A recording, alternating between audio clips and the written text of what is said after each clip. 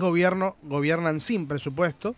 El presidente Milei hablará por cadena nacional el lunes a las 9 de la noche para presentar justamente el presupuesto 2026. Carlos, ¿cómo estás? Acá Lucas Mella te saluda. ¿Qué tal? ¿Qué tal? Buenas tardes, un gusto. Bien, gracias por atendernos. No, Primero te pregunto tu expectativa por lo que vaya a presentar el presidente en términos de lo siguiente. ¿Es un presupuesto real o es un presupuesto presentado para que otra vez no se llegue a un acuerdo y por tercer año consecutivo gobiernen sin presupuesto? a ver, no tengo respuesta a esa pregunta, pero te la voy a, no, pero te la voy a contestar con una cantidad con datos. Sí. El año pasado el presidente también presentó el presupuesto, incluso vino al Congreso y presentó un proyecto de presupuesto, que luego nunca se trató, es decir, luego la Comisión de Presupuesto nunca fue convocada para tratarlo y finalmente lo retiraron, ni me acuerdo qué pasó, pero no se trató. Es decir, cumplió con la parte legal de presentar en tiempo y forma un presupuesto, un proyecto, porque el Ejecutivo presenta proyectos, las leyes las trata el Parlamento, las convierte en ley el Parlamento, pero el Parlamento nunca lo pudo tratar por el bloqueo que el presidente de la Comisión de Presupuesto ha hecho con todos los temas.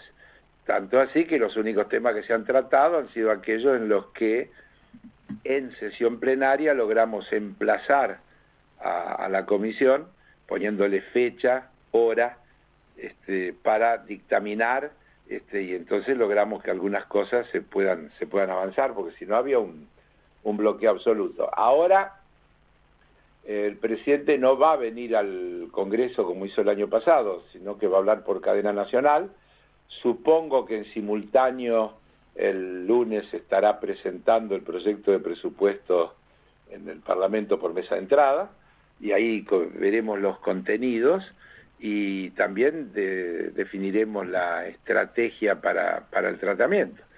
Si no hay convocatoria de las autoridades de la presidencia de la comisión para comenzar a tratarlo, seguramente trataremos de emplazar, como hemos hecho con otros temas, para que efectivamente el tema pueda ser debatido con la amplitud y la profundidad que requiere, nada menos que el presupuesto de la Nación, y sobre todo después de varios años sin tener presupuesto. Sí, la realidad es que un tercer año sin presupuesto ya sería 3/4 de gobierno de Milei sin presupuesto.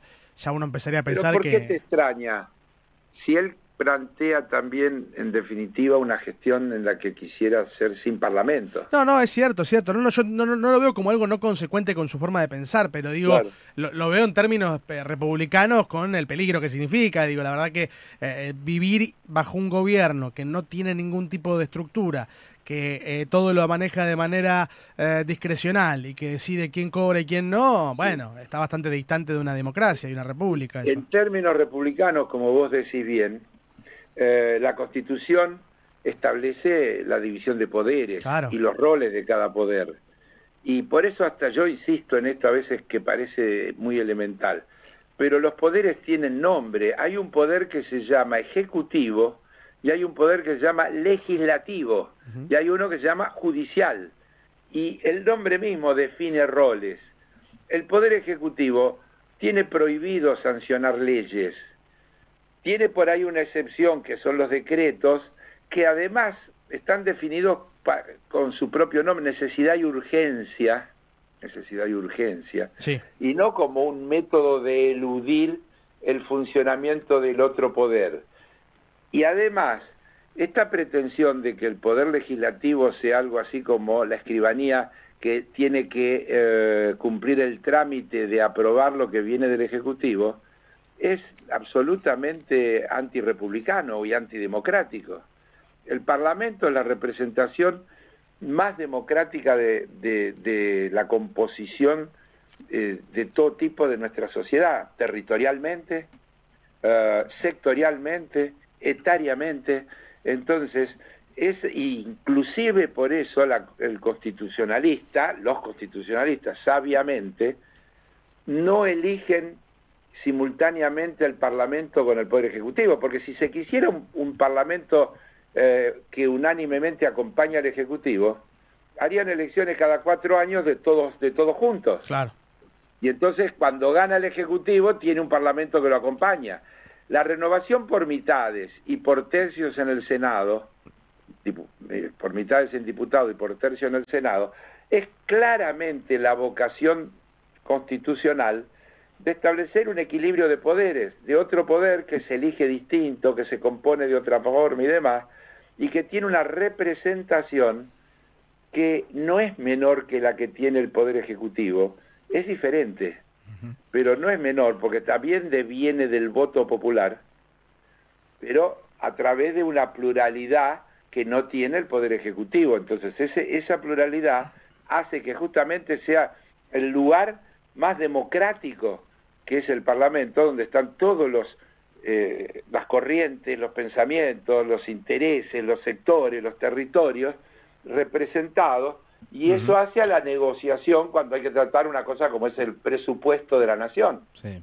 Carlos, Leandro Renú, ¿cómo estás? Buen día, buenas tardes. tardes. Leandro, ¿cómo te va? Bien, te cambio de tema. Estamos viendo por estas horas una noticia de último momento sobre el tipo de cambio, el dólar acercándose ya al techo de la banda, 1.465 pesos, con el gobierno tomando una decisión de en un día bajar la tasa de interés y todos los capitales yéndose al dólar.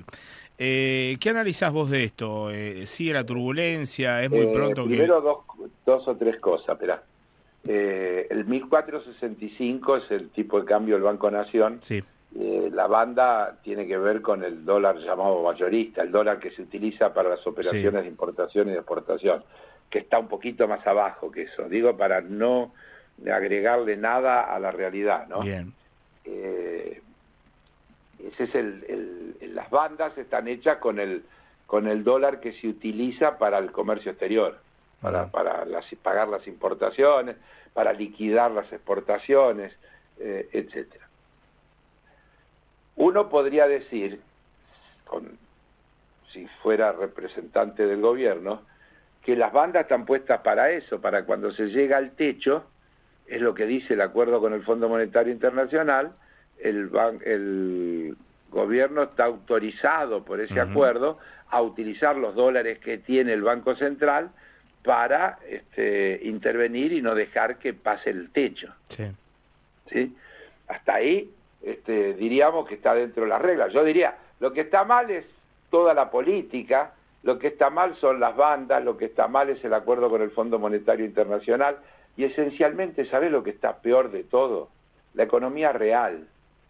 Porque el gran problema, porque a veces nos atrapamos en discusiones de lo financiero, y lo financiero es siempre un medio, pero el problema de fondo que tiene el país es lo que le pasa a la producción, es lo que le pasa al consumo, es lo que le pasa a los salarios, a los ingresos de la gente, es cómo se reparte la torta, porque eso es lo que en definitiva tienen que ocuparse y definir las políticas públicas, cómo atienden a las necesidades de la gente. Cuando vos ves un gobierno que solo se preocupa por un supuesto superávit fiscal, y digo supuesto porque incluso ni siquiera tiene superávit fiscal, porque hay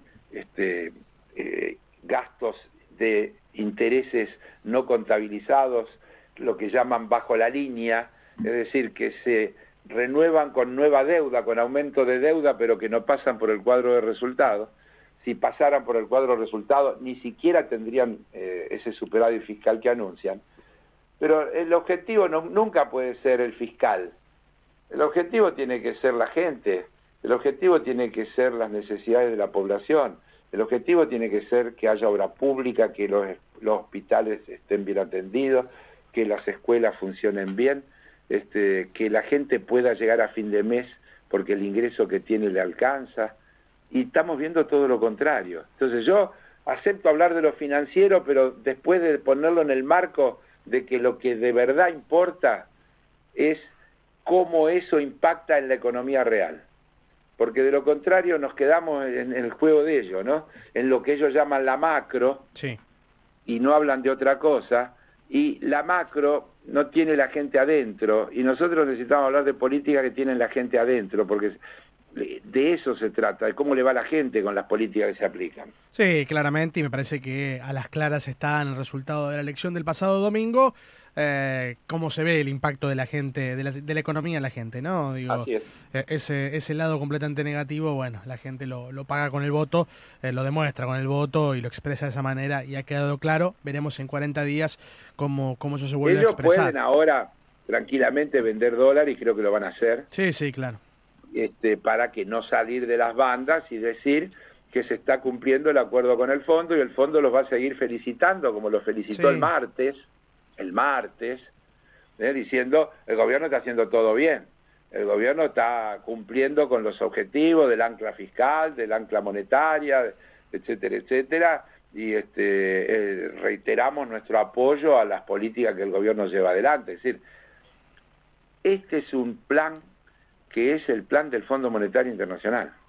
Eso es lo que no hay que dejar de tener claro, que este gobierno trata de cumplir a pie juntilla, y que forma parte de la concepción ideológica del presidente, en primer lugar, cuando plantea su alineamiento incondicional con Estados Unidos e Israel, cuando abandona la presencia que habíamos logrado después de años de gestión para poder estar en los BRICS, cuando desconoce la trascendencia de la multilateralidad hoy en las políticas globales, y la necesidad que tiene un país como la Argentina de desarrollar vínculos en el marco de esa multilateralidad.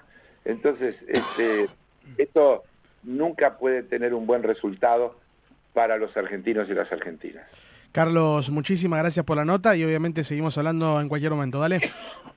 Un gusto, y hasta cualquier momento. Gracias. Igualmente, pasaba Carlos Heller, diputado nacional de Unión por la Patria y vicepresidente de la Comisión de Presupuesto y Hacienda, que veremos si se pone en marcha